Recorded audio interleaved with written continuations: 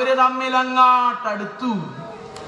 ഒരു ദിവസം അച്ഛന്റെ കുടുക്ക തമ്പിരാട്ടിയുടെ മുറി കിടക്കണ്. കുടുക്കയോ?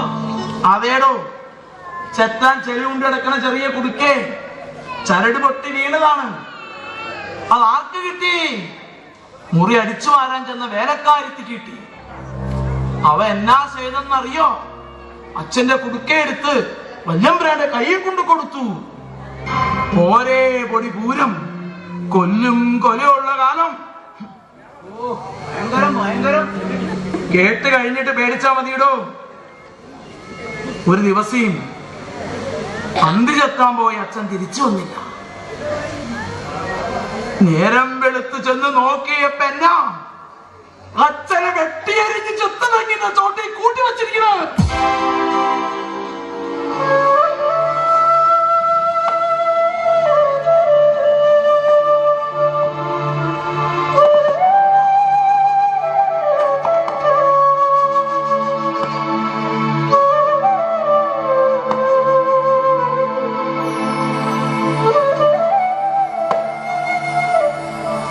കണ്ണ് അപ്പോഴും തുറന്നു തന്നെ ഇരിപ്പുണ്ടായിരുന്നു കേട്ടോ.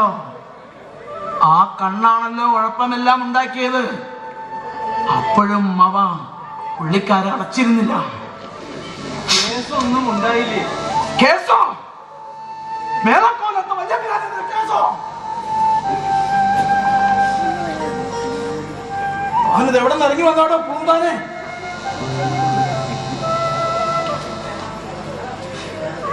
കഷ്ണമെല്ലാം കിടന്നത് ചെത്തതെങ്ങനെ ചോട്ടിലാണെങ്കിലും വെട്ടിയേറിയ തമ്പിരാട്ടിയുടെ മുറിയെ വെച്ച് തന്നെയായിരുന്നു. അത് ചെയ്താൽ തന്നെ പിന്നെ പറഞ്ഞറിഞ്ഞ് എന്നാ ചെയ്യുക? കാലം ഏതാണ്? അന്നതൊക്കെ നടക്കും അല്ലേ? ഇല്ല, നടക്കുകയല്ല. നടന്ന കാര്യം തന്നെയാണല്ലോ പറയണത്. വേറെ ആരുടെയും കാര്യമല്ല, കൊച്ചുവാവയുടെ തന്തയുടെ കാര്യം. എന്തായാലും അതോടെ മനോരമ തമ്പിരാട്ടി കോലത്ത് നിപ്പായി. കല്യാണത്തിനാരും വന്നില്ലെന്നോ കല്യാണത്തിന് സമ്മതിച്ചില്ലെന്നൊക്കെ പറയണത് കേട്ടു. ആ നേരെ ഏതാണെന്ന് ആർക്കറിയാം.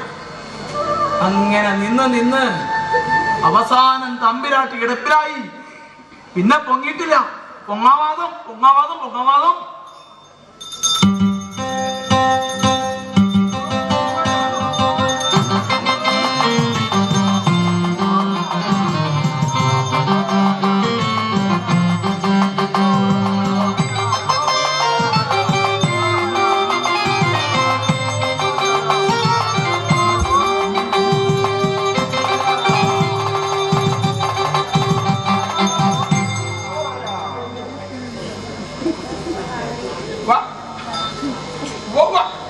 ഞങ്ങള് വളവിക്ക് പോകുന്നവരാണ്. എന്നത് വളവിക്ക് പോകാൻ. മങ്കേ, എടി ഏക്കേ മങ്കേ, എടി മംഗമാണ്. എടി പാലക്കാട്ട് ചെന്നിട്ട് എങ്ങാട്ട് പോണം? എടി പാലക്കാട്ട് ചെന്നിട്ട് എങ്ങാട്ട് പോണെന്ന്? അതോ പാലക്കാട്ട് വരെ പോകണ്ടേ? എടി ഈ പാവങ്ങൾക്ക് പഴനിക്ക് പോണെന്ന്. അത് പാലക്കാട്ട് വരെ പോകാണ്ട് വല്ല വഴി ഉണ്ടാ? നീ പഴനിയുടെ ആളാണല്ലോ. പഴനിക്ക് വഴി ചോദിക്കാൻ വന്നവരല്ല ഞങ്ങള്. പഴനിക്ക് ഒരു നേർച്ചയായിട്ട് പോകുന്നവരാ. എങ്ങനെ എങ്ങനെ? 200 വീട് തെണ്ടിയാക്കാന്ന് ഒരു നേർച്ചയുണ്ട്. കണ്ട നകളിപ്പ് കണ്ട. ഭഗവാനെ എന്നെ തെണ്ടിക്കില്ലേന്നും പറഞ്ഞാണ് എല്ലാരും നേർച്ച നേരുന്നത്. നിങ്ങളിപ്പോ തെണ്ടിയേക്കാന്ന് നേർച്ച നേരുന്നത്. അത് ദൈവത്തിന്റെ ഒരു വെപ്പല്ലേ? ദൈവകോപമല്ലേ പളനി?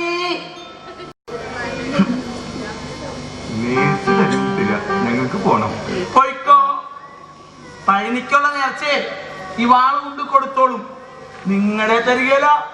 ഇവിടെ ആണ്ടുതോറും പഴനിക്ക് പോണം. അവിടെ പഴനി മങ്ക.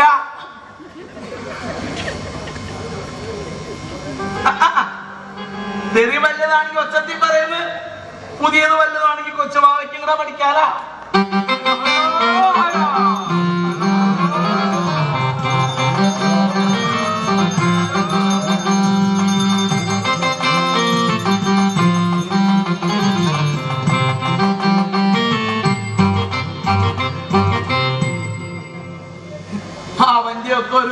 തരാ.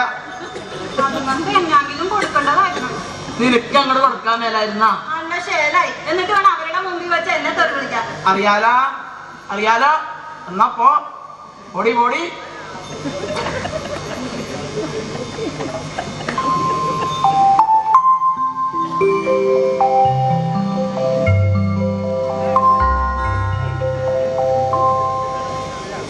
ഓ അടുത്തത് ഒന്ന് വന്നിട്ട് പോയി.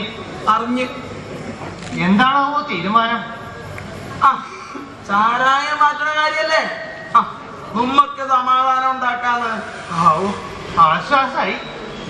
നീ വേണമെങ്കിൽ ഒന്ന് ഇരിക്കായിരുന്നു. പറയണെങ്കില്. ഇല്ല, പറയണില്ല. ഇല്ലാച്ചാ വേണ്ട.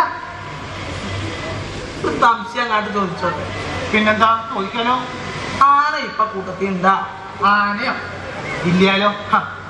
ആന ഇല്ലെങ്കിൽ പിന്നെ തോട്ടിമടിയും കൊണ്ടുനടക്കണത് എന്നാത്തിനാണെന്ന്? അതിപ്പോ കൈയും കാലും എന്തിനാ കൊണ്ടു നടക്കണത്? അതൊരു ചോദ്യാണല്ലോ അനനായിരേ. എടോ സാറേ, താൻ എന്തിനാണോ ഈ കൈയും കാലും കൊണ്ടു നടക്കണത്? അയ്യേ കണക്ക് എഴുതാൻ കാലും ഒരാളുടെ പിന്നാലെ നടക്കാൻ. അവിടെ ഇരുന്നോടോ. ഇതെന്റെ ശരീരത്തിന്റെ ഒരു ഭാഗ. ഇല്ലാതെ പറ്റില്ല. കോലോത്ത് ആന ഏഴായിരുന്നല്ലോ, കേട്ടിരിക്കും. കണ്ടിട്ടുണ്ട്. ആറിനെയും വിറ്റു. ഏഴാമൻ വലിയ കൊമ്പൻ ചന്ദ്രശേഖരൻ. അവനെ മാത്രം വിറ്റില്ല. വാ വാ വാങ്ങാൻ ആരില്ല. കന്യാൽക്കാരൻ നിന്ന് കൂട്ടിക്കോളൂ. വാ വയസ്സായ ആന ആരെങ്കിലും വാങ്ങോ? വാ വാ എഴുന്നള്ളിക്കാനും കൊണ്ടില്ല, തടി പിടിക്കാനും പറ്റില്ല. വാ വാ. കോലോത്ത് ബുദ്ധി ഉണ്ടായിരുന്നില്ല. ഓഹരി വാങ്ങി നേരത്തെ തന്നെ സ്ഥലം വിട്ടൂലോ. വാ ചന്ദ്രശേഖരനെ പോറ്റേണ്ട ഭാരം എനിക്കായി. വാ വാ ആനയ്ക്ക് വയസ്സായിച്ചാലും തീറ്റില്ലാതെ പറ്റുമോ? വാ. അതിനൊട്ട് വഴിയില്ല. ഇതിനിടയില് ആനയ്ക്ക് വാതും സുഖായില്ലേ. തളവരച്ചോട്ടിൽ അങ്ങട് വീണു. വാ വാ വാ വാ വാ വാ വാ. നിർത്തിക്കളഞ്ഞ. ഇനി പറയണോ? അയ്യോ പിന്നെ ശ്രദ്ധിക്കാൻ തോന്നുന്നില്ല വെച്ചാൽ പറയണില്ല. ഞാൻ ശ്രദ്ധിക്കുന്നുണ്ട്.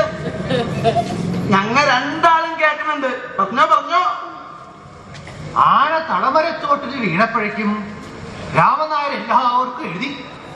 ഒന്നുകിൽ ആനയെ ചികിത്സിക്കണം, ഇല്ലച്ച രാമൻ നായരെ അങ്ങോട്ട് കൊല്ലണം.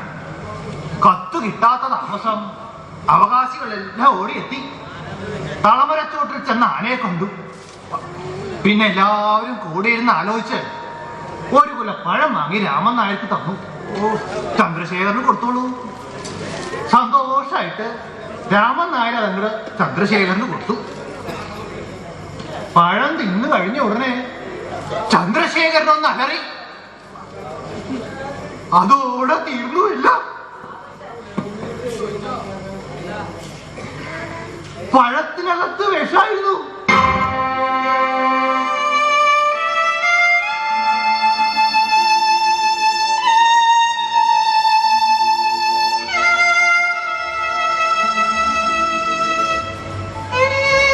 രാമൻ നായർ അതറിഞ്ഞില്ല.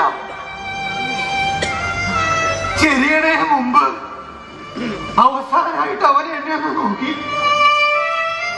എനിക്ക് വിഷമൊന്നുമില്ല. അതായിരുന്നു ആ നോട്ടം. കഷ്ടം കഷ്ടം.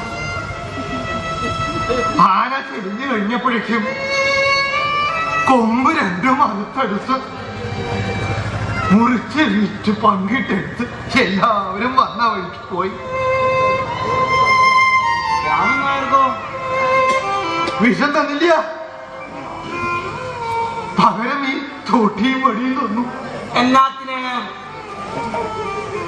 രാമൻ നായർ എന്തെങ്കിലും ആനയെ വാങ്ങുമ്പോ തോട്ടിക്കും വടിക്കും ബുദ്ധിമുട്ടുണ്ടാന്ന് കരുതിയിട്ടുണ്ടാവും. സ്നേഹമുള്ളവരാ. സംശയമില്ല, ഭയങ്കര സ്നേഹമുള്ളവരാ.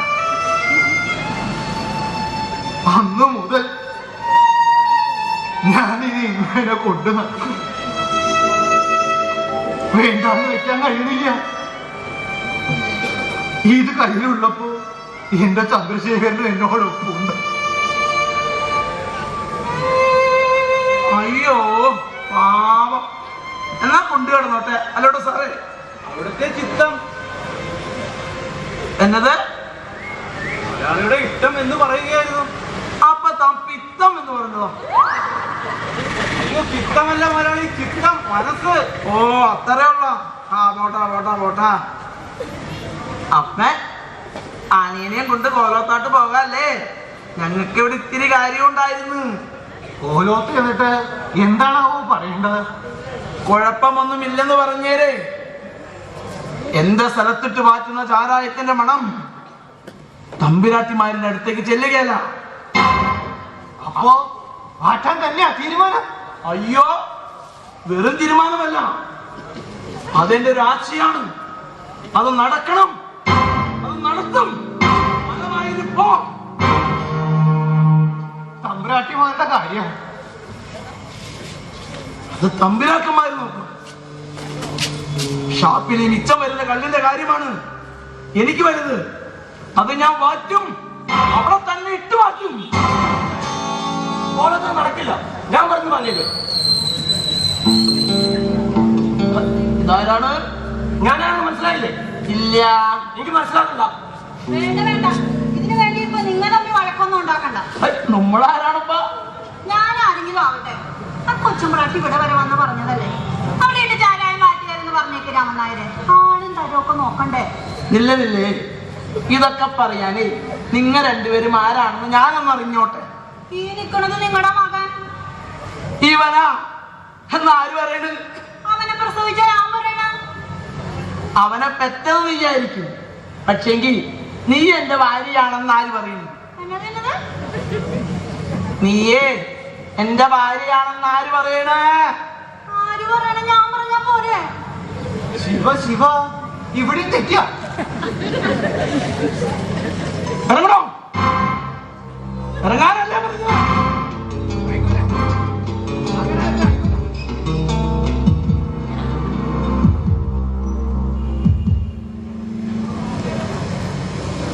എന്നെ ഭരിക്കാൻ വന്നാലുണ്ടല്ലോ, അമ്മയ്ക്കും മകനും ഇതാണ് അനുഭവം. ഏറെ കളിച്ച നീ എന്റെ ഭാര്യയുമല്ല, ഇവൻ എന്റെ മകനുമല്ല.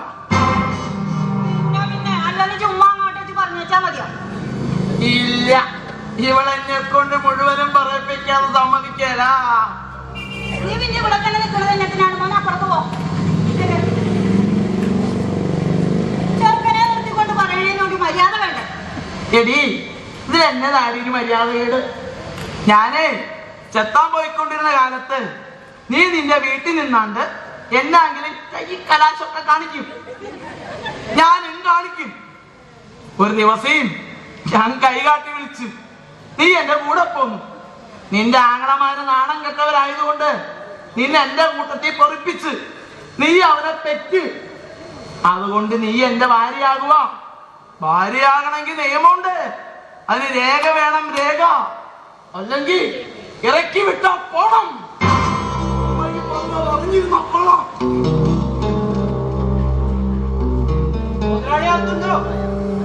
ആരാണ്ടോത്?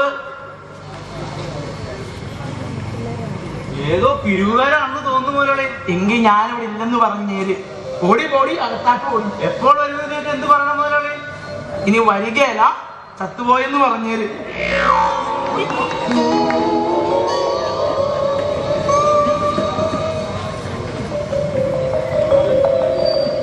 മുതലാളി ഇല്ലാത്ത? ഇല്ലല്ലോ, എവിടെ പോയി? അതിപ്പോൾ